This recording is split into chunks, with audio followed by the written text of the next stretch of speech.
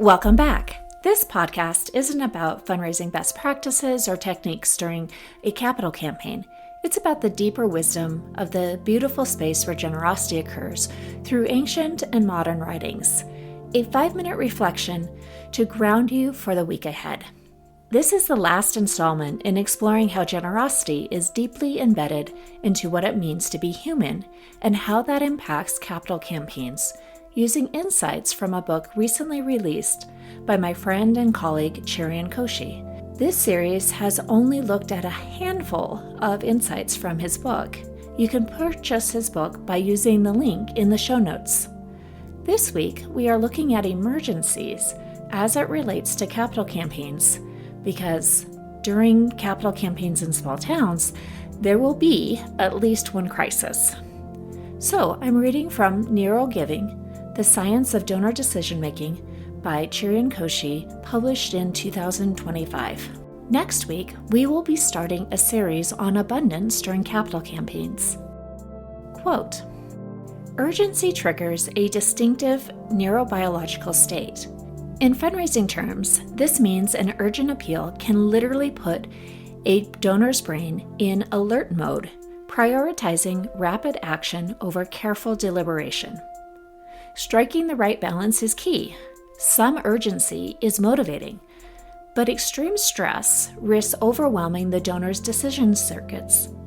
Neurologically, this shift occurs because urgent events heighten emotional arousal and a focused attention on the present moment, which is managed by networks in the brain that handle survival and immediate action. Hope essentially tells the brain good outcomes are possible, which shifts a person from a fearful freeze or flight stance to an approach state where they're more likely to move towards the problem to help fix it. Reinforce the idea that the crisis, while serious, can be mitigated and that the donor's action has genuine impact. This way, the cognitive and emotional systems in the brain work hand in hand. The heart feels the need, and the mind affirms that responding is the right and effective choice. That said, emotional exhaustion from compassion fatigue is real and it's physical. On a neuro level, desensitization is a form of habituation. The brain becomes accustomed to a stimulus and responds less strongly. It's important to be honest about challenges. Sugarcoating can backfire if donors feel misled. In an emergency, donors can experience cognitive defenses, subtle mental barriers that protect them from being overwhelmed or manipulated. These defenses might manifest as skepticism. Will my donation really help? Avoidance? I can't handle this news right now. Or rationalization? I already gave, I can't keep giving. By navigating this balance, we guide the donor through an emotional journey that is compelling but not overwhelming, urgent but ultimately uplifting enough to inspire action." Unquote.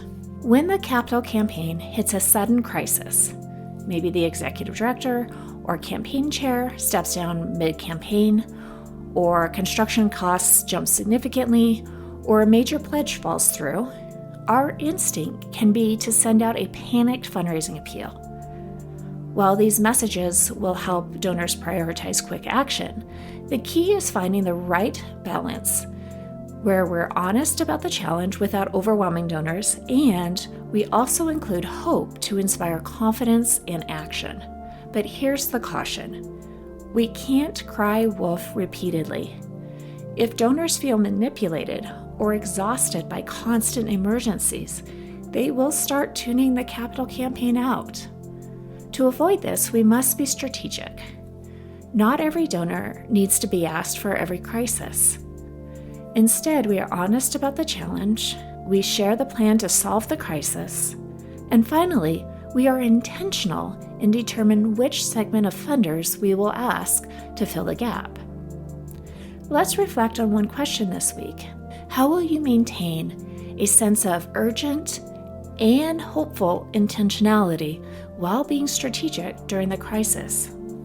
Share this podcast if you enjoy these 5-minute reflections and subscribe to receive these reflections released every Monday.